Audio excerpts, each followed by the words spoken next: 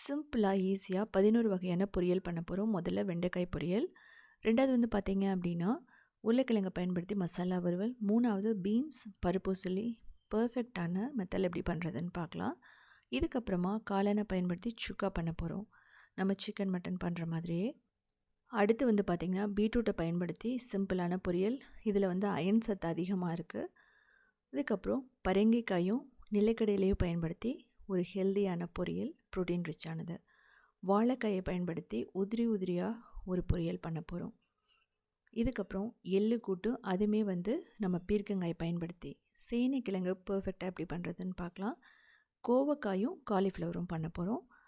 So எல்லாமே ஒரு 10 நிமிஷத்தில் சிம்பிளாக ஈஸியாக வெண்டைக்காய் பொரியல் எப்படி பண்ணுறதுன்னு பார்க்குறோம். இது வந்து பார்த்திங்கன்னா குறைவான எண்ணெயில் வளவளப்பு இல்லாமல் பண்ண போகிறோம். இது வந்து ஒரு 10 நிமிஷத்துக்குள்ளே ரெடி ஆகிடும். ரைஸ் மில்லட்ஸ் எல்லாத்துக்குமே பர்ஃபெக்டாக மேட்ச் ஆகும். அதே சமயம் இதில் வந்து தண்ணியோ தயிரோ ஊற்றாமல் பண்ண போகிறோம். இதுக்கு வந்து பார்த்திங்கன்னா வெண்டைக்காயை நல்லா வாஷ் பண்ணிவிட்டு ஓரளவுக்கு தின்னாக கட் பண்ணிக்கலாம். இதில் சின்ன சின்ன டிப்ஸை வந்து ஃபாலோ பண்ணிங்க அப்படின்னா வெண்டைக்காயிலோட வலுவலுப்பே இருக்காது. அந்த ஸ்டிக்கினஸ், அந்த ஸ்லைம் எதுவுமே இல்லாமல் ஈஸியாக பண்ணிடலாம். இதுக்கு முதல்ல ஒரு 2 டேபிள் ஸ்பூன் மட்டும் ஆயில் போட்டுக்கலாம். இதில் கடுகு, கடலைப்பருப்பு, உளுத்தம்பருப்பு, வரமிளகாய், கறிவேப்பிலை போட்டு நல்லா ரோஸ்ட் பண்ணுங்கள். வெங்காயம் தேவைப்பட்டதுன்னா கூட நீங்கள் போட்டுக்கலாம், ஆனால் இதில் பூண்டெல்லாம் உங்களுக்கு வந்து தேவைப்படாது. இப்போது வெண்டைக்காய் கிட்டத்தட்ட 1 கப் வெண்டைக்காய் இருக்கும். அதை போட்டுட்டு மீடியம் ஃப்ளேமில் வச்சுட்டு நல்லா ரோஸ்ட் பண்ணணும் ஒரு 5 நிமிஷத்துக்கு. இதுக்கப்புறமா வந்து மூடி ஒரு 5 நிமிஷம் நம்ம வைப்போம். அதுக்குள்ளே அதுக்கு தேவையான மசாலா பொடி, மஞ்சள் தூள், மிளகாய்த்தூள், கொத்தமல்லி தூள்லாம் போட்டுக்கலாம். இதில் வந்து பார்த்திங்கன்னா இந்த ஸ்டேஜில் நம்ம உப்பு சேர்க்கக்கூடாது. உப்பு வந்து கடைசியாக தான் சேர்க்கணும். உப்பு சேர்த்திங்க அப்படின்னா வலுவழுப்பு தன்மை வந்து போகாது.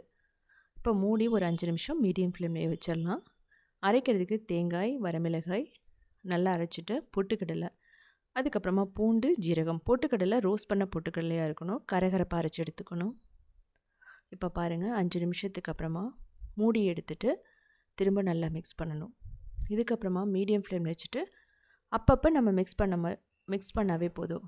கடைசியாக இதுக்கு தேவையான அளவு உப்பு போட்டுக்கலாம். இந்த ஸ்டேஜில் உப்பு போடுறதுனால உங்களுக்கு அந்த வலுவழுப்பு தன்மை இருக்காது. ஏன்னா அது 90% போனதுக்கப்புறம் தான் நம்ம உப்பு போடணும். ஃபைனலாக நம்ம அரைச்சி வச்சதை போட்டுட்டு ஒரு 3 நிமிஷம் மீடியம் ஃப்ளேம் நல்லா ரோஸ்ட் பண்ணணும். ரோஸ்ட் பண்ணிங்க அப்படின்னா பர்ஃபெக்டாக வெண்டைக்காய் ஃப்ரை இல்லைன்னா வெண்டைக்காய் பொரியல் நமக்கு ரெடி ஆகிடும். இதில் நீங்கள் வந்து பாசிப்பருப்பை வேக வச்சு போடலாம், கடலைப்பருப்பு போடலாம், இல்லை அப்படின்னா வந்து பார்த்திங்க அப்படின்னா உசிலி மாதிரி கூட நீங்கள் பண்ணலாம். ஸோ கூடி சீக்கிரமாக அந்த வீடியோவும் போடுறேன். இதில் வந்து கொஞ்சம் பெப்பர் தூள், ஜீரகத்தூள் கூட போட்டு பண்ணலாம். இதில் நீங்கள் வந்து நிலக்கடலை, எள்ளு, அதுக்கப்புறம் முந்திரி கூட போடலாம். ரொம்பவே நல்லாயிருக்கும். இது குழந்தைகளுக்கு வந்து பார்த்திங்கன்னா தயிர் சாதத்தோடையோ இல்லை அப்படின்னா லெமன் ரைஸோடையோ கொடுத்து விடும்போது அவ்வளோ சூப்பராக இருக்கும். இதையை பயன்படுத்தி நம்ம வெரைட்டி ரைஸ் கூட பண்ணலாம். அது மட்டும் இல்லாமல் இது வந்து நல்ல மெமரி பவருக்கு ரொம்ப ரொம்ப நல்லது கூட. இதுக்கப்புறமா ரொம்ப மொறுமொறுன்னு ஒரு ரோஸ்ட் பண்ண போகிறோம். சிம்பிளாக ஈஸியாக 10 நிமிஷத்தில் உருளைக்கிழங்கு வறுவல் எப்படி பண்ணுறதுன்னு பார்க்கலாம். இது வந்து பார்த்திங்கன்னா தயிர் சாதத்துலேருந்து ஆரம்பித்து எல்லா வெரைட்டி ரைஸ்க்குமே பர்ஃபெக்டாக மேட்ச் ஆகும். அது மட்டும் இல்லாமல் குழந்தைகளுக்கு ஈவினிங் ஸ்நாக்ஸாக கொடுக்கலாம். ஏன் அப்படின்னா இது வந்து நீங்கள் ஆயிலில் ஃப்ரை பண்ணல அப்படிங்கிறதுனால ரொம்ப ஹெல்த்தியானது கூட. உருளைக்கிழங்கில் விட்டமின் B12 இருக்கிறதுனால கண்டிப்பாக நம்ம குழந்தைகளுக்கு கொடுக்கணும். இப்போ வந்து பார்த்திங்கன்னா உருளைக்கிழங்கை நல்லா வாஷ் பண்ணிவிட்டு இந்த மாதிரி ஸ்ட்ரைப்ஸாக கட் பண்ணிக்கோங்க. நான் ஏற்கனவே சின்ன சின்ன க்யூப்ஸாக கட் பண்ணி எப்படி வந்து பர்ஃபெக்டாக ரோஸ்ட் பண்ணி நம்ம புளி சாதம், தக்காளி சாதம், அதுக்கப்புறமா தயிர் சாதத்துக்கெல்லாம் பண்ணுறதுன்னு சொல்லிவிட்டு நான் வீடியோ போட்டிருக்கேன். இப்போது 2 டேபிள் ஸ்பூன் எண்ணெய், கடுகு, பூண்டு, கறிவேப்பிலை, இதுக்கப்புறமா நம்ம கட் பண்ணி வச்ச உருளைக்கிழங்கு இதை போட்டுட்டு நல்ல மீடியம் ஃப்ளேமில் வச்சுட்டு மிக்ஸ் பண்ணுங்கள். இது வந்து இரும்பு கல் அப்படிங்கிறதுனால ஈஸியாக ரோஸ்ட் ஆகும். நீங்கள் இரும்பு இருந்தால், அதாவது நல்லா திக்காக நீங்கள் கேஸ்ட் அயர்ன் இருந்துச்சு அப்படின்னா பண்ணி பாருங்கள். எல்லா வறுவலுமே ரொம்ப சூப்பராக வரும். இது வந்து பார்த்திங்க அப்படின்னா மூடி வச்சு தான் நம்ம வந்து வேக வைப்போம். ஒரு 2 நிமிஷம் மீடியம் ஃப்ளேமில் மூடி வச்சுட்டு அதுக்கப்புறம் நம்ம ரோஸ்ட் பண்ணுவோம். இதுக்கு வந்து பார்த்திங்கன்னா ஆயில் 2 டேபிள் ஸ்பூன் தான். மசாலா பொடி அப்படிங்கிறது சிம்பிள் தான். பெருங்காயம், ரெட் சில்லி ஃப்ளேக்ஸ், உப்பு, அதுக்கப்புறமா மிளகாய்த்தூள், மஞ்சள் தூள், கொத்தமல்லி தூள், இல்லை நீங்கள் கரம் மசாலா பிடிக்குன்னா கரம் மசாலா தூள் கூட நீங்கள் போட்டுக்கலாம். ரொம்பவே நல்லாயிருக்கும். ரோஸ்டட் கியூமின் பவுடர் போட்டிருக்கோம். இதெல்லாம் எதுக்காக அப்படின்னா ஜீரண சக்தி அதிகரிக்கும். அதாவது ஜீரகத்தூள், பூண்டு இதெல்லாம் வந்து நம்ம கிழங்கு வகைகள் பண்ணும்போது போடுறது ரொம்ப நல்லது. பெருங்காயம் எல்லாமே. இதை நல்லா ரோஸ்ட் பண்ணிவிட்டு திரும்ப வந்து நம்ம மூடி வச்சுட்டு வேக வைக்க போகிறோம். தண்ணிங்கிறது உங்களுக்கு கொஞ்சம் கூட தேவைப்படாது. அந்த உருளைக்கிழங்குல இருக்க தண்ணியே வந்து பார்த்திங்க அப்படின்னா நல்லா அதை வச்சே வந்து இந்த உருளைக்கிழங்கு நல்லா வெந்துடும். மூடி வச்சு நீங்கள் குக் பண்ணும்போது என்னாகும் அப்படின்னா சீக்கிரமாகவும் வெந்துடும். இப்போ பாருங்கள், இந்த ஸ்டேஜ்லேயே இது நல்லா வெந்துடுச்சு. இதோடையும் நீங்கள் எடுத்துக்கலாம். இல்லை இன்னும் கொஞ்சம் கிறிஸ்பியாக வேணும்னா இன்னும் 2 நிமிஷம் நீங்கள் ரோஸ்ட் பண்ணிங்கன்னா போதும், அவ்வளோதான். இதுக்காக நம்ம எக்ஸ்ட்ரா ஆயில் ஊற்றணும்னு அவசியமே இல்லை. இது வந்து நான்ஸ்டிக் மாதிரி இருக்கும் இந்த பேன் அப்படிங்கிறதுனால ஈஸியாக நமக்கு உருளைக்கிழங்கு வறுவல் ரெடி ஆகிடுச்சு. ஸோ இதே மெத்தடை பயன்படுத்தி நீங்கள் வந்து சர்க்கரை உருளைக்கிழங்குலேருந்து ஆரம்பித்து அதுக்கப்புறமா வந்து பார்த்திங்க அப்படின்னா சேனைக்கிழங்கும் பண்ணலாம். ரொம்பவே நல்லாயிருக்கும். இதுக்கப்புறமா சிம்பிளான உசிலி பார்க்க போகிறோம். சிம்பிளாக ஈஸியாக கொங்கு நாடு கிராமத்து ஸ்டைலில் பீன்ஸ் பருப்பு உசிலி எப்படி பண்ணுறதுன்னு பார்க்கலாம். இந்த பருப்பு உசிலி வந்து பார்த்திங்கன்னா எல்லா இடத்துலையுமே பண்ணுவாங்க. ஆனால் ஒவ்வொரு இடத்துலையும் ஒவ்வொரு விதமாக பண்ணுவாங்க. இதுக்கு முதல்ல துவரம்பருப்பு, கடலைப்பருப்பு எடுத்துகிட்டு நல்லா வாஷ் பண்ணிக்கணும். ஒரு 3 டேபிள் ஸ்பூன் எடுத்துக்கோங்க. வாஷ் பண்ணதுக்கப்புறமா வரமிளகாய் போட்டு தேவையான அளவு தண்ணி ஊற்றிட்டு ஒரு 1 மணி நேரத்துலேருந்து 2 மணி நேரம் நம்ம ஊற வச்சுக்கலாம். இப்போ பீன்ஸ் வந்து பார்த்திங்கன்னா ஒரு 1/4 கிலோ எடுத்துக்கலாம். எட்ஜஸ் எல்லாம் ரிமூவ் பண்ணிவிட்டு நல்லா வாஷ் பண்ணதுக்கப்புறமா ஓரளவுக்கு நம்ம தின்னாவே கட் பண்ணிக்கலாம். இது வந்து பார்த்திங்கன்னா நான் சொன்ன மாதிரி ஒவ்வொரு இடத்துலையும் ஒவ்வொரு மாதிரி பண்ணுவாங்க. ஒரு சிலர் வந்து பார்த்திங்கன்னா வேக வச்சு பண்ணுவாங்க. தனியாக பீன்ஸை வேக வச்சுட்டு அதுக்கப்புறமா உசிலி போட்டு பண்ணுவாங்க. நான் வந்து பார்த்திங்கன்னா தாளித்து விட்டு அதோடையே சேர்த்து நம்ம வந்து பீன்ஸை வதக்குவோம். அப்போது பச்சை வாசனையெல்லாம் நல்லா போயிடும் வேக வைக்கிறதோட. இதுக்கப்புறமா பேனில் எண்ணெய் ஊற்றிட்டு கடுகு, கடலைப்பருப்பு, உளுத்தம்பருப்பு போட்டு நல்லா ரோஸ்ட் பண்ணணும். இதில் வந்து பெருங்காயம் 1 டீஸ்பூன், கறிவேப்பிலை, பச்சை மிளகாய், இல்லைனா நீங்கள் வரமிளகாய் கூட போட்டுக்கலாம். இப்போது பீன்ஸை போட்டுட்டு அந்த ஆயில்லையே நல்லா வந்து வதக்கணும். இதுக்கு வந்து நான் ரொம்ப ஆயில் எதுவுமே யூஸ் பண்ணலை. மேக்ஸிமம் வந்து பார்த்திங்க அப்படின்னா இது வதக்கிறதுக்கு 1.5 டேபிள் ஸ்பூன் ஆயில் தான் யூஸ் பண்ணியிருக்கேன். இதில் சேர்த்து வணக்கும்போது அந்த பச்சை வாசனையும் போகும், அந்த காய்க்கு வந்து ஒரு நல்ல ஃப்ளேவரும் கிடைக்கும். இதுக்கு தேவையான உப்பு, மிளகாய் தூள் போட்டு வதக்கலாம். ஸோ மீடியம் ஃப்ளேம் வச்சுட்டு ஒரு 3லேருந்து 4 நிமிஷம் தேவையான அளவு தண்ணி ஊற்றிக்கலாம். இது வந்து பார்த்திங்கன்னா ரொம்ப முக்கியமானது. இந்த ஸ்டேஜில் ரொம்ப தண்ணி ஊற்றக்கூடாது. தண்ணியை வடிக்கிற மாதிரி நம்ம பண்ணக்கூடாது. தாளிச்சுட்டதுக்கப்புறம் தண்ணியை வடித்தோம் அப்படின்னா டேஸ்ட் போயிடும். இதுக்கு தேவையான மஞ்சள் தூள்லாம் போட்டுக்கலாம். இப்போ வந்து பார்த்திங்கன்னா தண்ணி நல்லா அப்சர்வ் பண்ணிடுச்சு. எப்போவுமே காய்கறிகள்லாம் வந்து ஒரு 90% மட்டுமே வந்தால் போதும். அதனோட கிறிஸ்பினஸ் இருக்கணும். ரொம்ப சொதன்னு வெந்துருச்சு அப்படின்னா சத்துக்களும் போயிடும். அதே சமயம் சாப்பிட்றதுக்கும் நல்லா இருக்காது. ரொம்ப நேரம் வச்சுருக்க முடியாது. இந்த ஸ்டேஜில் ஆஃப் பண்ணிடலாம். இப்போது இதுவுமே ஊறிடுச்சு. ஸோ தண்ணியை கம்ப்ளீட்டாக வடிச்சிட்டு மிக்சியில் போட்டு இதுக்கு தேவையான மஞ்சள் தூள், பெருங்காயம், பூண்டு, அதுக்கப்புறம் ஜீரகம் இதெல்லாம் போட்டு நல்லா கரகரப்பாக அரைச்சிக்கலாம். ஜீரகத்தோடு சேர்த்து நீங்கள் சோம்பு போடலாம், இல்லை அப்படின்னா பூண்டை கூட நீங்கள் ஸ்கிப் பண்ணலாம். அது உங்களோட இஷ்டம். இப்போ பருப்பு உசிலிக்கு எண்ணெய் ஊற்றிட்டு இந்த பருப்பை போட்டு நல்லா வதக்கணும். நீங்கள் லோ மீடியம் ஃப்ளேம் வச்சுட்டே பண்ணுங்கள். அது வந்து பார்த்திங்கன்னா நல்லா வெந்து வரும். இதுக்கு மட்டும் கொஞ்சம் டைம் ஆகும். ஒரு 5 நிமிஷம் ஆகும். ஒன்றோட ஒன்றும் ஒட்டாமல் நல்லா உதிரியாக வந்துடும். ஸோ இது இன்னொரு மெத்தட்லேயும் பண்ணலாம். நம்ம அரைச்சதுக்கப்புறமா இட்லி தட்டில் வச்சுட்டு வேக வச்சுட்டு அதுக்கப்புறம் இப்படி வதக்கினீங்க அப்படின்னா பர்ஃபெக்டாக ரெடி ஆகிடும். இல்லைனா நம்ம இட்லி பாத்திரத்தில் வேக வச்சுட்டு கொஞ்சம் ஆறுனதுக்கப்புறமா மிக்சியில் போட்டு அரைச்சிட்டு டைரெக்டாக பீன்ஸ்லேயும் போடலாம். இதுக்கு தேவையான நம்ம உப்பு போட்டுக்கலாம். இது மிக்சியில் வந்து அரைக்கும் போதே கூட நீங்கள் இதெல்லாம் போட்டு பண்ணிக்கலாம். ஸோ இப்போ பாருங்கள், நமக்கு நல்லா அந்த உதிரியாக வந்துடுச்சு. ஸோ இன்னொரு 2 நிமிஷத்தில் இது பர்ஃபெக்டாக ரெடி ஆகிடும். கட்டியாக இருந்துன்னா கூட நீங்கள் உடன் ஸ்பூன் ஏதாவது இருந்துச்சுன்னா அதில் வச்சு கொஞ்சம் ப்ரெஷர் கொடுத்திங்கனாவே அது உடஞ்சிரும். ஸோ அதனோட பச்சை வாசனையெல்லாம் இருக்கக்கூடாது. ஸோ 5லேருந்து ஒரு 6 நிமிஷம் நல்லா ரோஸ்ட் பண்ணும்போது அதனோட பச்சை வாசனையெல்லாம் போயிட்டு நல்லா ரோஸ்ட் பண்ண மாதிரி வந்துடும். இதில் வந்து நீங்கள் கடலைப்பருப்பு மட்டுமே கூட வச்சு பண்ணலாம். கடலைப்பருப்பு, பாசி பருப்பும் போடலாம். ஸோ உளுந்து போட்டு பண்ணலாம். ஸோ உங்களோட விருப்பப்படி நீங்கள் பண்ணி பாருங்கள். வரமிளகாய்க்கு பதிலாக பச்சை மிளகாய் போட்டு பண்ணி பாருங்கள். தேங்காவோடு சேர்த்து அரைச்சும் பண்ணலாம். எல்லாமே வந்து பார்த்திங்கன்னா நல்லாயிருக்கும். ஸோ அவ்வளோதான். நமக்கு இந்த பீன்ஸில் போட்டுட்டு லோ ஃப்ளேமில் வச்சுட்டு மிக்ஸ் பண்ணால் பர்ஃபெக்டாக ரெடி ஆகிடும். இப்போது வறுத்த அந்த பருப்பூசலி, அதுக்கப்புறமா தேங்காய் ஒரு 1/4 கப் போட்டுக்கலாம். நல்லா ஒரு 3 நிமிஷம் நல்லா ரோஸ்ட் பண்ணுங்கள். அப்படி ரோஸ்ட் பண்ணும்போது அந்த மசாலாவோட சேர்த்து அந்த பீன்ஸும் வந்து வேகும். அப்போது டேஸ்ட்டு நல்லாயிருக்கும். இந்த ஸ்டேஜிலலாம் நீங்கள் தண்ணியெல்லாம் ஊற்றிடாதீங்க. இந்த உசிலி அப்படிங்கிறது வந்து பார்த்திங்க அப்படின்னா நீங்கள் நிறைய வெஜிடபிளில் பண்ணலாம். எல்லாத்தோடையும் பர்ஃபெக்டாக மேட்ச் ஆகுறது. உசிலி அப்படிங்கிறது வந்து பார்த்திங்கன்னா காய்கறிகளோடு சேர்த்து ப்ரோட்டீன் அப்படின்னு வேணும் அப்படிங்கும்போது இது மாதிரி பண்ணுவோம். ஸோ குழம்பு வைக்க டைம் இல்லை அப்படின்னா இது மாதிரி பண்ணிட்டீங்கன்னா ஒரு பர்ஃபெக்டான பேலன்ஸ்டு டயட்டுன்னு சொல்லலாம். இதுக்கப்புறமா மஷ்ரூம் சுக்கா ரொம்ப பர்ஃபெக்டான முறையில் ஆயில் குறைவாக எப்படி பண்ணுறதுன்னு பார்க்கலாம். சிம்பிளாக ஈஸியாக மஷ்ரூம் சுக்கா எப்படி பண்ணுறதுன்னு பார்க்கலாம். இது ரைஸ், மில்லட்ஸ், சப்பாத்தி எல்லாத்துக்குமே ரொம்ப பர்ஃபெக்டாக மேட்ச் ஆகும். தோசைக்கு கூட நீங்கள் மசாலா வச்சு சாப்பிட்லாம். இது வந்து பார்த்திங்கன்னா விட்டமின் டி உள்ளதுனால குழந்தைகளுக்கு கண்டிப்பாக கொடுக்கணும். இதுக்கு நம்ம பட்டன் மஷ்ரூம் எடுத்துக்கலாம். நல்லா வாஷ் பண்ணிவிட்டு தேவையான அளவில் நம்ம கட் பண்ணிக்கலாம். தின்னாவும் ஸ்லைஸ் பண்ணிக்கலாம், இல்லை நீங்கள் முழுசாக கூட போடலாம். ரொம்ப சின்ன காளானாக இருந்துச்சு அப்படின்னா இது வந்து ஒரு 10 நிமிஷத்துக்குள்ளே வெந்துடும். அரைக்கிறதுக்கு வந்து பார்த்திங்கன்னா கொத்தமல்லி, ஜீரகம், மிளகு, சோம்பு, அதுக்கப்புறமா கொஞ்சம் பட்டை, ஏலக்காய், கிராம்பு, ஸ்டார் அனீஸ் அதாவது நட்சத்திரப்பூன்னு சொல்லுவோம், அதெல்லாம் போட்டுட்டு நல்லா ரோஸ்ட் பண்ணிக்கணும். இதை வந்து பார்த்திங்கன்னா அந்த சுக்காவோட மசாலான்னு சொல்லுவோம். இப்போ வரமிளகாய் காரத்துக்கு ஏற்ற மாதிரி போட்டுக்கலாம். ரொம்ப மிளகாய் பிடிக்கணும் நீங்கள் அதிகமாக கூட போட்டுக்கலாம். இப்போது இதை மிக்சிலேயோ இல்லை இது மாதிரி சின்ன அம்மிக்குள்ளேயோ போட்டுட்டு ஓரளவுக்கு நல்ல ஃபைன் பவுடராக அரைச்சி எடுத்துக்கலாம்.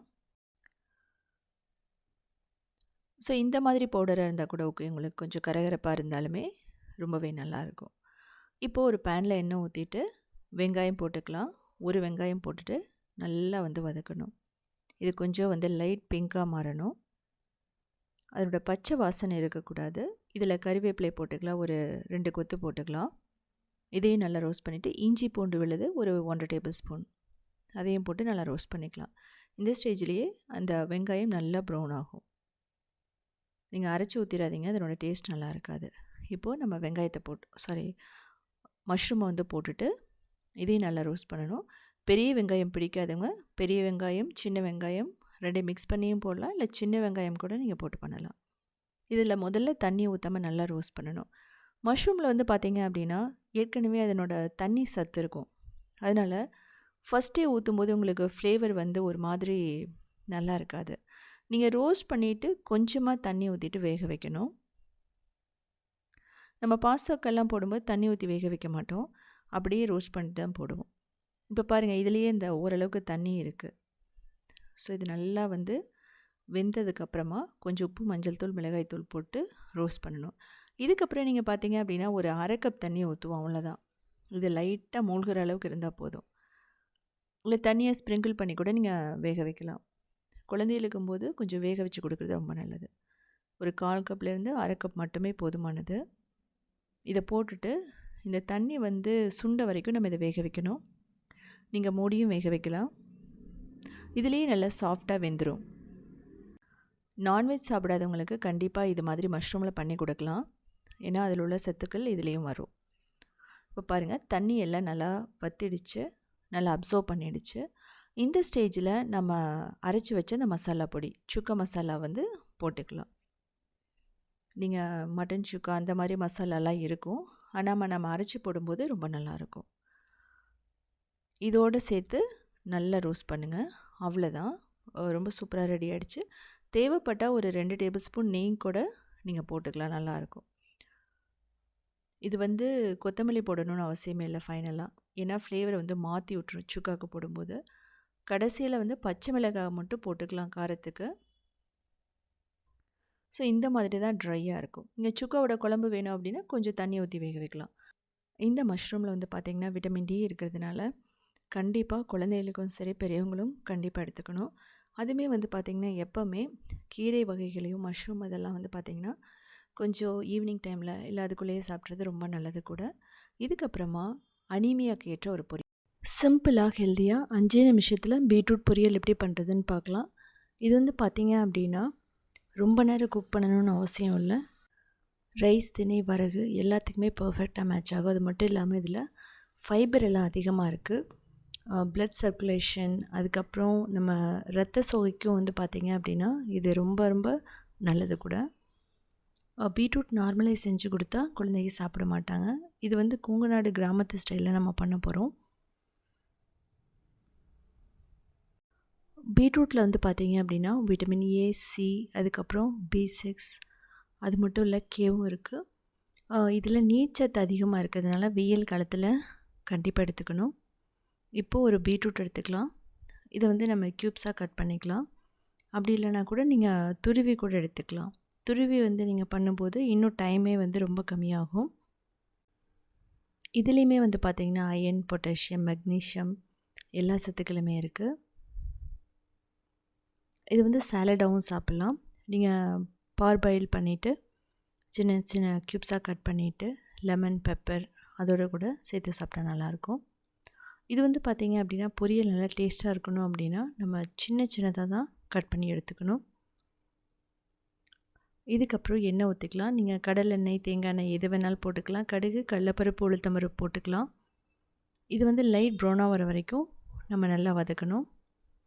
அதுக்கப்புறம் கறிவேப்பிலை, பச்சை மிளகாய், வெங்காயம் வந்து பார்த்திங்கன்னா சின்ன வெங்காயம், பெரிய வெங்காயம் ரெண்டுமே ரொம்ப நல்லாயிருக்கும். பெருங்காயம் போட்டுக்கலாம். ஸோ இந்த வெங்காயம் வதங்கிறதுக்கும் உங்களுக்கு ரொம்ப டைம் ஆகாது. உப்பு போட்டிங்க அப்படின்னா சீக்கிரமாகவே வதங்கிடும். மேக்ஸிமமே 1 நிமிஷம் அவ்வளோதான்.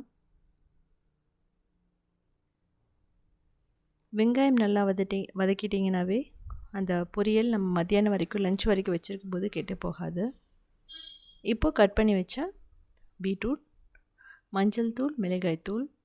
ஸோ அவ்வளோதான். நம்ம பெருசாக இதில் கரம் மசாலாலாம் போட மாட்டோம். பொரியல் அப்படிங்கிறது ரொம்ப ரொம்ப சிம்பிளாக தான் இருக்கணும். மசாலா போட்டிங்க அப்படின்னா சப்ஜி மாதிரி ஆகிடும். ஸோ அது வந்து நார்த் இண்டியன் ஸ்டைல் ஆகிடும். ஸோ அப்படியும் பண்ணலாம். பட் இது வந்து ரொம்ப மசாலா இல்லாமல் போடும்போது அசிடிட்டி இருக்கிறவங்க எல்லாத்துக்குமே ரொம்ப நல்லது கூட இது. ஆசிட் ரெஃப்ளக்ஸ், அதுக்கப்புறம் அல்சர் இருந்தால். இப்போ தேவையான அளவு தண்ணி ஊற்றிடலாம்.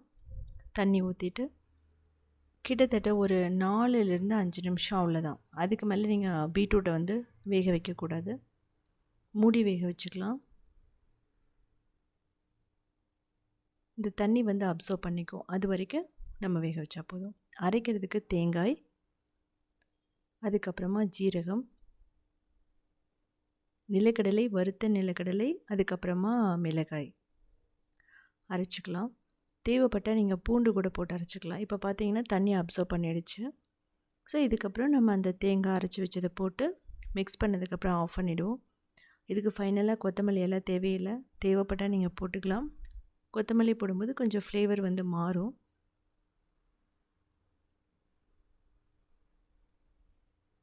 இதுக்கு வந்து ரைஸ், அதுக்கப்புறம் நமக்கு திணை இதெல்லாம் வந்து செய்யும்போது இது பர்ஃபெக்டாக மேட்ச் ஆகும்.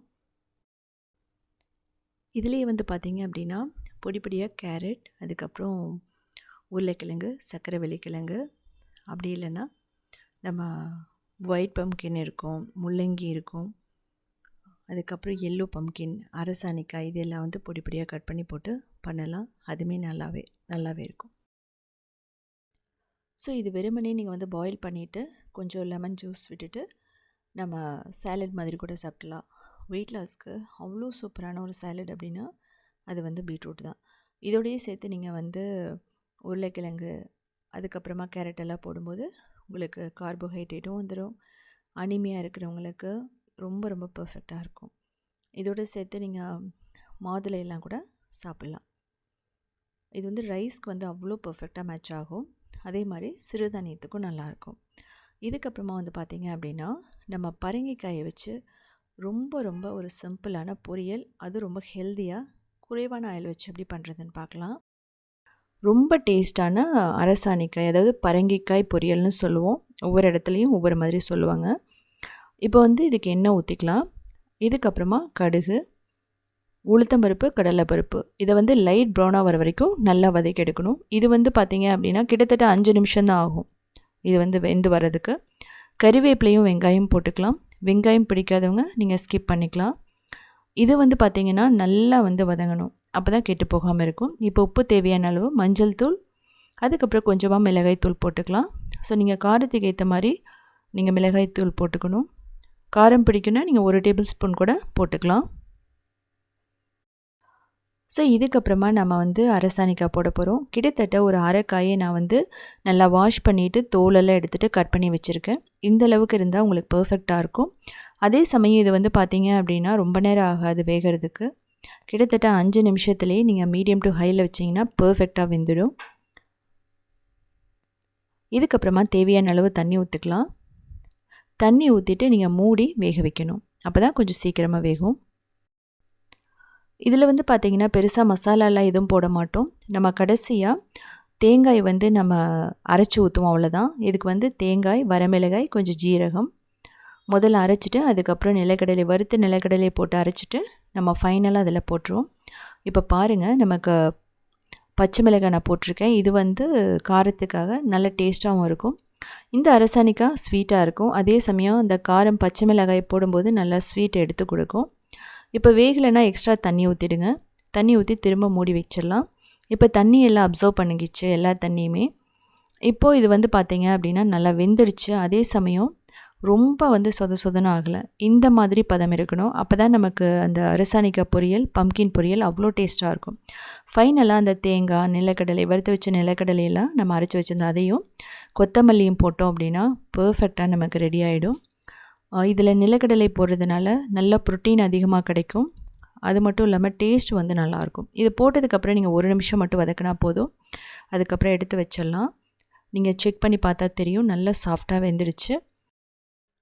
இதே மெத்தடை பயன்படுத்தி நீங்கள் வந்து சக்கரவள்ளி கிழங்கு, அதுக்கப்புறமா உருளைக்கிழங்குலையும் பண்ணலாம். இதுக்கப்புறமா பர்ஃபெக்டான வாழைக்காய் பொடி மாஸ் எப்படி பண்ணுறதுன்னு சிம்பிளான வாழைக்காய் பொடி மாஸ். அது வந்து பார்த்திங்கன்னா கொங்கு நாடு கிராமத்து ஸ்டைலில் பண்ண போகிறோம். இதுக்கு தேவையான பொருட்கள் கொடுத்துருக்கேன், நீங்கள் பார்த்துக்கலாம். ஒன்றோட ஒன்று ஒட்டாமல் ரொம்ப பர்ஃபெக்டாக இருக்கும்.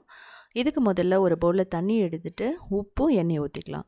இப்போ வாழைக்காய் 2 எடுத்துக்கலாம். இதனோட எட்ஜஸை மட்டும் ரிமூவ் பண்ணிவிடுங்க.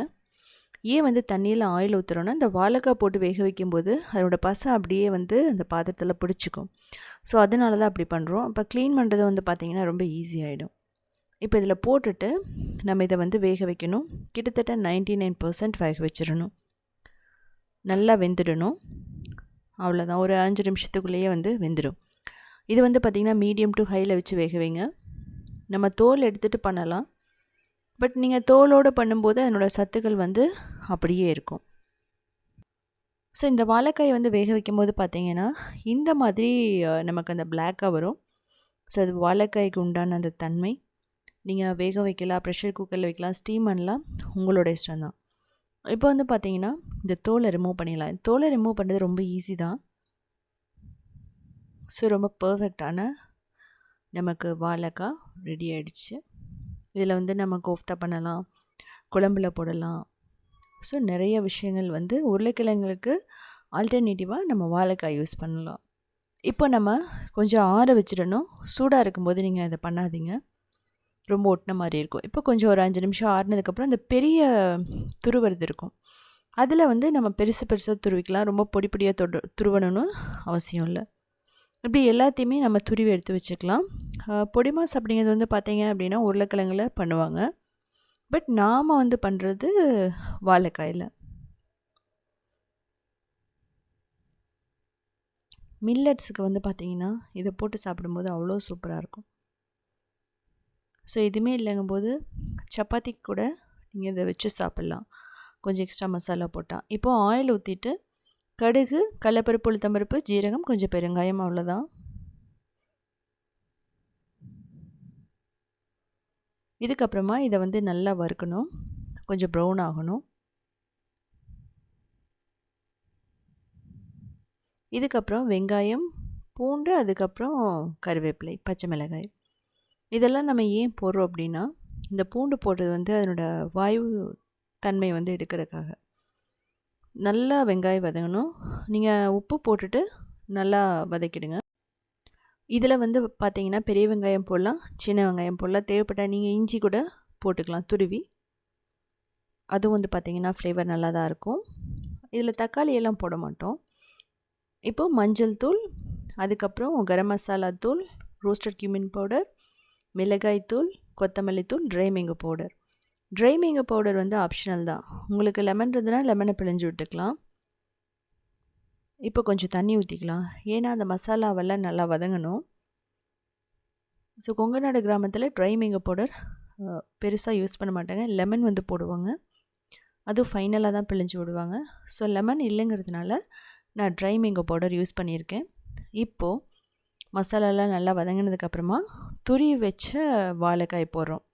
நீங்கள் பார்த்தாவே தெரியும், கரெக்டாக வேக வச்சு ஆற வச்சதுனால ஒன்றோட ஒன்று ஒட்டாது. இதே வந்து பார்த்திங்கன்னா ஒரு பிரேக்ஃபாஸ்ட்டாக கூட நீங்கள் சாப்பிட்லாம். வெயிட் லாஸ்னு போகும்போது ரைஸ் வேணாம் அப்படிங்கும்போது இதில் கார்போஹைட்ரேட் இருக்கும், அதை விட நிறைய சத்துக்கள் இருக்கிறதுனால நீங்கள் இதை வாழைக்காய் ரைஸ்னோட சொல்லலாம். அந்தளவுக்கு சூப்பராக இருக்கும். இது நல்லா வதக்குங்க. தேவைப்பட்டால் கொஞ்சம் தண்ணியை ஸ்ப்ரிங்கிள் பண்ணிக்கலாம், கூட தேங்காய் போட்டுக்கலாம், ரொம்ப சூப்பராக இருக்கும்.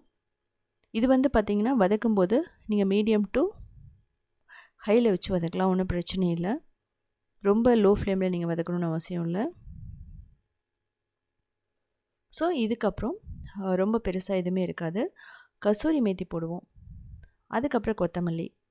அதே மாதிரி நான் சொல்ல கசூரி மேத்தி உங்களுக்கு ஆப்ஷனல் தான், ஒரு ஃப்ளேவரை என்ஹான்ஸ் பண்ண. பட் அதை நீங்கள் ஸ்கிப் பண்ணாலும் ஒன்றும் பிரச்சனை இல்லை, நல்லா தான் இருக்கும்.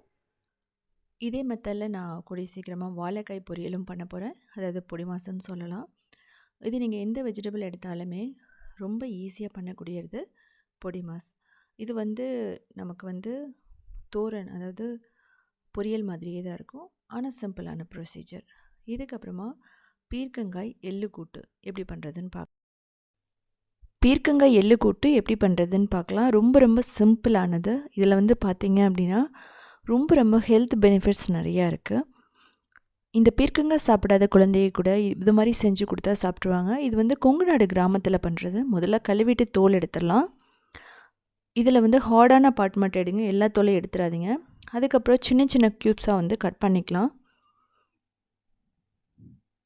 ஸோ இந்த பீர்க்கங்காய் பார்த்திங்கன்னா எல்லாத்துக்குமே ரொம்ப நல்லது கூட, கிட்னி ஸ்டோனுக்கு, அதுக்கப்புறம் யூரிக் ஆசிட் இருக்கிறவங்களுக்கெல்லாம் வந்து இந்த பீர்க்கங்காய் சாப்பிட்டா ரொம்ப நல்லதுன்னு சொல்லுவாங்க.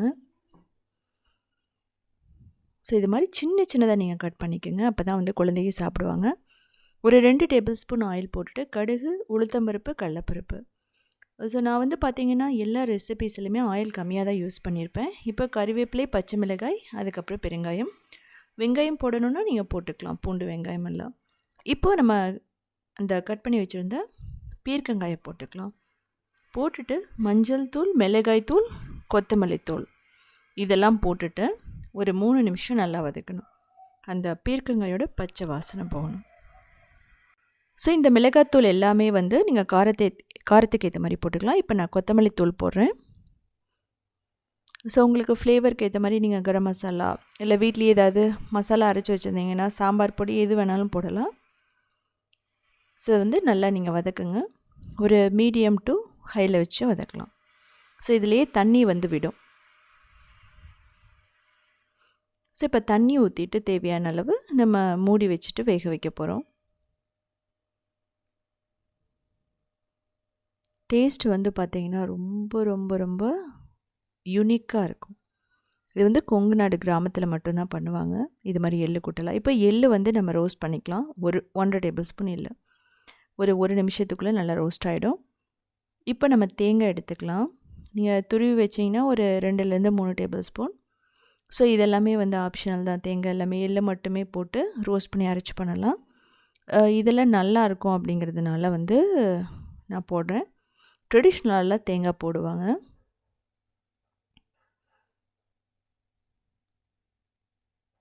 ஸோ எள்ளு, பொட்டுக்கடலை, அதுக்கப்புறம் நம்ம ரோஸ்ட் பண்ண நிலக்கடலையெல்லாம் போட்டுட்டு தண்ணி விடாமல் 50 செகண்ட் மட்டும் அரைச்சிக்கோங்க. ஏன்னா பீனட்டும் எள்ளும் தண்ணி விட்டுரும், அதாவது ஆயிலை ரிலீஸ் பண்ண ஆரம்பிச்சிடும் ரொம்ப அரைச்சிங்கன்னா.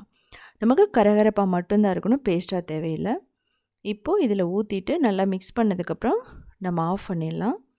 அவ்வளோதான், ஒரு 8 மினிட்ஸில் வந்து ரெடி ஆகிடும். இது வந்து சாதத்துக்காக இருக்கட்டும், இல்லை அப்படின்னா மில்லட்ஸ், திணை, சாமை, வரகு இதுக்கெல்லாம் ரொம்ப பர்ஃபெக்டாக இருக்கும். ஸோ இந்த எள்ளு கூட்டுங்கிறது வந்து பார்த்திங்கன்னா இந்த காய்கறிகளோட ரொம்ப பர்ஃபெக்டாக மேட்ச் ஆகும். அதாவது பீர்க்கங்காயிலேருந்து ஆரம்பித்து சுரைக்காய் நல்லா மேட்ச் ஆகும். அதுக்கப்புறமா பீட்ரூட் உருளைக்கிழங்குமே பர்ஃபெக்டாக இருக்கும். இதுக்கப்புறமா சேனைக்கிழங்கு பொரியல். அது வந்து த்ரோட் பெயின் வராமல் ரொம்ப ரொம்ப ஹெல்த்தியான முறையில் பண்ண ஒரு பவுலில் தண்ணி எடுத்துகிட்டு உப்பு, மஞ்சள் தூள், புளி போட்டு வச்சுக்கலாம். இதுக்கப்புறம் சேனைக்கிழங்கு எடுத்துக்கலாம். சேனைக்கிழங்கில் பார்த்தீங்கன்னா விட்டமின் சி இருக்குது, விட்டமின் B6, B5, ஃபோலேட் எல்லாம் நிறையா இருக்குது. இது வந்து பார்த்திங்கன்னா இம்யூனிட்டி பூஸ்டர்னு சொல்லலாம். கொலஸ்ட்ராலுக்கு ரொம்ப நல்லது கூட. இன்னொரு விஷயம் என்ன அப்படின்னா, இது வெயிட் லாஸ்க்கு, போன் ஸ்ட்ரென்த்துக்கும் ரொம்ப நல்லது. ஸோ குழந்தைகளுக்கு வந்து இது கொடுக்கறதில்ல, ஆனால் நம்ம கொடுக்கணும். இது வந்து தொண்டை வந்து அரிப்பு வருங்கிறதுனால நம்ம வந்து கொடுக்கறதில்ல. ஸோ அது வந்து வராமல் இருக்கணும், ஆனால் இதுவும் சாப்பிட்ணுன்னா இது மாதிரி புளி உப்பு போட்டு நீங்கள் ஊற வச்சிட்டிங்கன்னா அதெல்லாம் போயிடும். இன்னொரு விஷயம், மெயினான ஒரு விஷயம் என்ன அப்படின்னா, நீங்கள் சேனைக்கிழங்கு வாங்கணுன்னு யூஸ் பண்ணக்கூடாது. ஏன்னா அது 1 வீக் வச்சுட்டு தான் யூஸ் பண்ணணும். புதுசாக இருந்ததுன்னா அந்த த்ரோட் இரிட்டேஷன் ரொம்ப அதிகமாக வரும். ஸோ நீங்கள் அதையும் பார்த்துக்கணும். வாங்கினோடனே நீங்கள் யூஸ் பண்ணாமல் 1 வீக் வச்சுருந்துட்டு பண்ணிங்க அப்படின்னா அது வந்து பார்த்திங்கன்னா நம்மளோட தொண்டை இரிட்டேஷன் எல்லாம் வராது. ஸோ இது மாதிரி நம்ம சின்ன சின்ன க்யூப்ஸாக கட் பண்ணிக்கலாம். ஏன் அப்படின்னா அப்போ தான் வந்து என்ன ஆகும்னா நல்லா வந்து வேகும். இது மாதிரி ஸ்ட்ரைப்ஸாக கட் பண்ணிவிட்டு நீங்கள் பாயில் பண்ணி சிப்ஸ் மாதிரி கூட போடலாம். ஒரு 5 மினிட்ஸ் பாயில் பண்ணதுக்கப்புறம் நம்ம ஃபிங்கர் சிப்ஸ் மாதிரி கூட போடலாம். அது கூடிய சீக்கிரமாக நான் வீடியோ போடுறேன். ஸோ இது மாதிரி நம்ம கட் பண்ணதுக்கப்புறம் நம்ம இது ட்ரை மாதிரி தான் இருக்கும் பொரியல் அப்படிங்கிறது. ஸோ இப்போ நம்ம அந்த தண்ணியில் போட்டுட்டு நம்ம 30 நிமிஷம் விட்டுறணும். இதுக்கப்புறம் 2 டேபிள் ஸ்பூன் எண்ணெய் போட்டுக்கலாம். கடுகு, உளுத்தம்பருப்பு, கடலைப்பருப்பு எல்லாம் போட்டுட்டு பெருங்காயம் போட்டுக்கலாம். அதுக்கப்புறம் பூண்டு, கருவேப்பிலை, வெங்காயம் நல்லா வந்து வதக்கணும் சாஃப்டாக வரைக்கும், ஆனால் ப்ரௌன் ஆகக்கூடாது. ஸோ பாருங்கள், இதுக்கப்புறம் உப்பு தேவையான அளவு போட்டுக்கலாம். மிளகாய்த்தூள், மஞ்சள் தூள், கொத்தமல்லி தூள் இதெல்லாம் போட்டுட்டு நல்லா வதக்கலாம். ஸோ சேனைக்கிழங்கு ரேராக தான் சாப்பிட்றோம், பட் ஆனால் நம்ம சாப்பிட்டாகணும். இப்போ இந்த தண்ணியை வடிச்சிட்டு நல்லா புளிஞ்சிட்டு தான் போடணும். இந்த ஊற வச்ச தண்ணியை நீங்கள் யூஸே பண்ணக்கூடாது. வேக வைக்கிறது கூட அந்த தண்ணியை வந்து நீங்கள் ரிமூவ் பண்ணிடலாம்.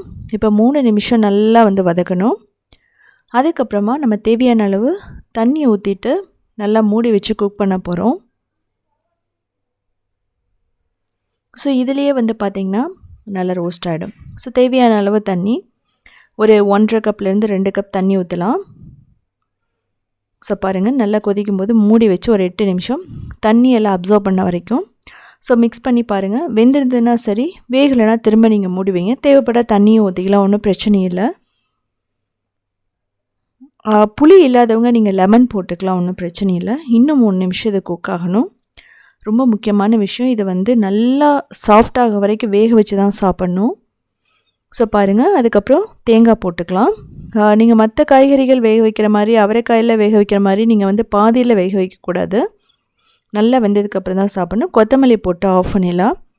இது பார்த்திங்கன்னா ரைஸ், மில்லட்ஸ்க்கு வந்து ரொம்ப நல்லாயிருக்கும். திணை, வரகு, சாமைக்கெல்லாம் ரொம்ப பர்ஃபெக்டாக இருக்கும். சேனைக்கிழங்குக்கு வந்து பார்த்திங்கன்னா நிறைய ஹெல்த் பெனிஃபிட்ஸ் இருக்குது. மேக்ஸிமம் இந்த காலத்தில் யாருமே சேனைக்கிழங்கு யூஸ் பண்ணுறது கிடையாது. கண்டிப்பாக இது மாதிரி ட்ரை பண்ணி பாருங்கள், ரொம்ப சூப்பராக இருக்கும். இதுக்கப்புறமா கோவக்காய் சப்ஜி, கோவக்காய் பொரியல் பர்ஃபெக்டாக எப்படி பண்ணுறதுன்னு பார்க்கலாம். அதுவும் இல்லாமல் நம்ம ரைஸாக இருக்கட்டும், சப்பாத்தியாக இருக்கட்டும், மில்லட்ஸாக இருக்கட்டும் ரொம்ப பர்ஃபெக்டாக மேட்ச் ஆகும். ஸோ இதில் வந்து பார்த்திங்கன்னா ஆயில் குறைவாக தான் யூஸ் பண்ணியிருக்கேன். ஸோ இந்த கோவக்காயை நல்லா கழுவிட்டு நம்ம நீல வாக்கில் கட் பண்ணிக்கணும். கோவக்காய் பார்த்திங்கன்னா ரொம்ப நேரம் குக் ஆகாது. ஸோ அதனால் நம்ம ரொம்ப பர்ஃபெக்டாக பண்ணணும், அப்போ தான் டேஸ்ட்டும் நல்லாயிருக்கும். இப்போ ஆயில் போட்டுட்டு நான் ஜீரகம் போட்டிருக்கேன். இதுக்கப்புறம் வெங்காயம், இஞ்சி, பூண்டு, பச்சை மிளகாய் போட்டுட்டு அந்த வெங்காயம் நல்லா சாஃப்டாக வரைக்கும் நல்லா வதக்கிக்கணும். ஸோ தேவைப்பட்டால் நீங்கள் உப்பு போட்டு கூட வதக்கலாம். ஸோ அப்போ தான் பார்த்திங்கன்னா அந்த வெங்காயம் நல்லா வதங்கும். ஸோ இப்போ இதில் பெருங்காயம் போட்டுக்கலாம். இதுக்கப்புறம் மஞ்சள் தூள், மிளகாய்த்தூள், கொத்தமல்லி தூள், ரோஸ்டட் கியூமின் பவுடர், ஜீரகத்தூள், கரம் மசாலா. ஸோ இதெல்லாம் வந்து நீங்கள் காரத்துக்கு ஏற்ற மாதிரி, ஃப்ளேவருக்கு ஏற்ற மாதிரி நீங்கள் போட்டுக்கலாம். போட்டுட்டு நல்லா வதக்கினதுக்கப்புறமா நம்ம தக்காளி ஒரு 3லேருந்து 4 தக்காளி போட்டுக்கலாம். அப்புறம் ட்ரை மேங்கோ பவுடர். ஸோ இது வந்து பார்த்திங்கன்னா ஆப்ஷனல் தான். இந்த கோவக்காய்க்கு அந்த புளிப்புத்தன்மையை கொடுக்கும். அப்போ தான் அந்த சப்ஜி வந்து பார்த்திங்கன்னா ரொம்ப நல்லாயிருக்கும். ஸோ இது மாதிரி நம்ம நல்லா வதக்கிக்கணும். தக்காளி வந்து பார்த்திங்கன்னா நல்லா சாஃப்டாக வரைக்கும் வதக்கணும், இல்லைன்னா டேஸ்ட் வந்து நல்லா இருக்காது. இதுக்கப்புறம் நம்ம கோவக்காயை நம்ம போட்டுக்கலாம்.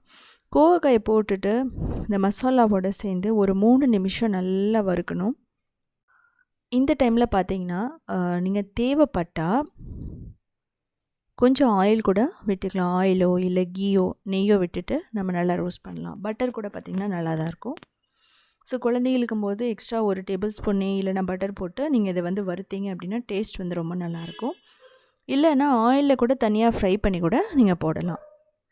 ஸோ இதுக்கப்புறம் நம்ம தண்ணி ஊற்றணும். தண்ணி ஊற்றிட்டு நல்லா சாஃப்டாக வரைக்கும் வேக வைக்கணும். ஸோ ஒரு சில கோவக்காய் வந்து ரொம்ப பிஞ்சாக இருக்கிற கோவக்காயெல்லாம் பார்த்திங்கன்னா சீக்கிரம் வெந்துடும். ஸோ அதனால் நீங்கள் வாங்குகிற கோவக்காயை பொறுத்து நீங்கள் டைமிங் வந்து பார்த்துக்கணும். இப்படி மூடி வச்சு நம்ம குக் பண்ணணும். ஸோ கடைசியாக தண்ணியெல்லாம் நல்லா அப்சர்வ் பண்ணதுக்கப்புறமா நம்ம என்ன பண்ணலாம் அப்படின்னா நல்லா ரோஸ்ட் பண்ணலாம். அதுக்கப்புறம் ஸோ தேவைப்பட்டால் டேஸ்ட்டுக்கு ஏற்ற மாதிரி நீங்கள் உப்பு இடையில போட்டுக்கலாம். உப்பு போடாமல் வேக வச்சிடாதீங்க, டேஸ்ட்டு நல்லாவே இருக்காது. உப்பு அந்த கோவக்காய்க்குள்ளே கடைசியில் போட்டால் இறங்காதுன்னு சொல்லுவாங்க. ஸோ அதனால் முன்னாடியே நம்ம டேஸ்ட் உப்பெல்லாம் வந்து போட்டு நம்ம வேக வச்சிடணும். ஸோ இப்போ தண்ணியெல்லாம் அப்சர்வ் பண்ணிக்கிச்சு பாருங்கள். ஸோ இந்த டைமில் நம்ம கசூரி மேத்தி போட்டுடலாம். நல்லா வந்து கசூரி மேத்தி 2 கையால் தேய்ச்சி போட்டிங்கன்னா ஃப்ளேவர் வந்து அதிகமாக வரும். ஸோ இப்போ இது பர்ஃபெக்டாக ரெடி ஆகிடுச்சு. ஸோ தேவைப்பட்டால் நீங்கள் கொத்தமல்லி போட்டுக்கலாம். இதே மாதிரி நீங்கள் லோ ஃப்ளேமில் வச்சுட்டு நல்லா வந்ததுக்கப்புறம் நல்லா கிறிஸ்பியாக வரைக்கும் நீங்கள் ரோஸ்ட் பண்ணிகிட்டே இருங்க. நீங்கள் வந்து அயர்ன் காஸ்டிங் எடுத்துட்டிங்கன்னா நீங்கள் கொஞ்சம் நேரம் வச்சாலும் அடி பிடிக்காது, நான்ஸ்டிக்கெல்லாம் வச்சாலும். ஸோ நல்லா வந்து மசாலா மிக்ஸ் ஆனதுக்கப்புறம் நம்ம வந்து ஆஃப் பண்ணிடலாம். ஆஃப் பண்ணிவிட்டு கொத்தமல்லி போட்டுக்கலாம். இது பார்த்திங்கன்னா ரைஸ், மில்லட்டு, சப்பாத்திக்கு ரொம்ப பர்ஃபெக்டாக இருக்கும். ஸோ இதில் வந்து பார்த்திங்கன்னா ஒரு சிலர் கோவக்காயை வந்து ஷாலோ ஃப்ரை பண்ணுவாங்க, அதாவது கொஞ்சம் ஆயில் ஊற்றி ஃப்ரை பண்ணியும் போடுவாங்க. ஸோ நீங்கள் அப்படியும் ட்ரை பண்ணி பாருங்கள், அதுவுமே ரொம்ப சூப்பராக இருக்கும். ஸோ இதுக்கப்புறமா வந்து பார்த்திங்கன்னா இன்ஸ்டண்ட்டான காலிஃப்ளவர் மசாலா ரோஸ்ட் எப்படி பண்ணுறதுன்னு பார்க்கலாம். ஸோ இது வந்து பார்த்திங்கன்னா ரைஸ் மில்லட்ஸ்க்கு ரொம்ப பர்ஃபெக்டாக இருக்கும், அதே சமயம் கிறிஸ்பியாகவும் இருக்கும். ஸோ அப்படி செய்கிறதுனால வந்து பார்த்திங்கன்னா நம்ம குழந்தைகளுக்கு ரொம்ப பிடிக்கும். ஸோ முதல்ல நம்ம காலிஃப்ளவர் எடுத்துகிட்டு இதை நல்லா வாஷ் பண்ணணும். வாஷ் பண்ணிவிட்டு மஞ்சத்தூள் உப்பு போட்டு வேக வைக்கும்போது உங்களுக்கு அதில் ஏதாவது தூசு பூச்சி இருந்ததுன்னா அது வந்து போயிடும். இதில் வந்து மருந்து இருந்ததுன்னா கூட உங்களுக்கு அதை ரிமூவ் பண்ணிவிடும். ஸோ அதனால் ஓரளவுக்கு பெரிய பெரிய பீசஸ் எடுத்துக்கலாம். யூஸ்வலாக வந்து பார்த்திங்கன்னா நம்ம தோட்டத்தில் போட்ட மாதிரி இருந்ததுன்னா பொடி மாஸ் கூட பண்ணலாம். இப்போ ஒரு பவுலில் உப்பு மஞ்சத்தூள் போட்டுட்டு இந்த காலிஃப்ளவர் எல்லாம் போட்டு 5 நிமிஷம் பாயில் பண்ணணும். பாயில் பண்ணும்போது இதில் இருக்கிற பூச்சி, அதுக்கப்புறம் இதில் சின்ன சின்ன மருந்து மருந்து அடிச்சிருப்பாங்க. ஸோ அதெல்லாம் இது ரிமூவ் பண்ணிடுன்னு சொல்லுவாங்க. ஸோ இந்த தண்ணியை வந்து நீங்கள் யூஸ் பண்ணக்கூடாது, இதை வந்து கம்ப்ளீட்டாக நீங்கள் வடிச்சிடணும். ஸோ பாருங்கள், மினிமம் 5 நிமிஷம் உங்களுக்கு தேவைப்படும்.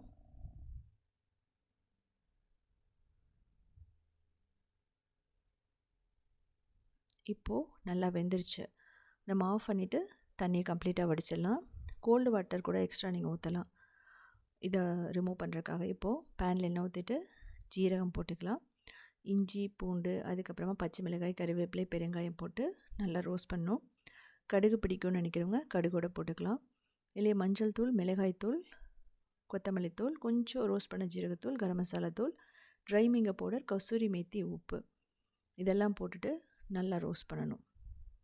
இந்த மசாலா ரோஸ்ட் ஆன போதும் இதுக்கப்புறம் காலிஃப்ளவர் அதையும் போட்டுட்டு ஒரு 2லேருந்து 3 நிமிஷம் ரோஸ்ட் பண்ணோம்.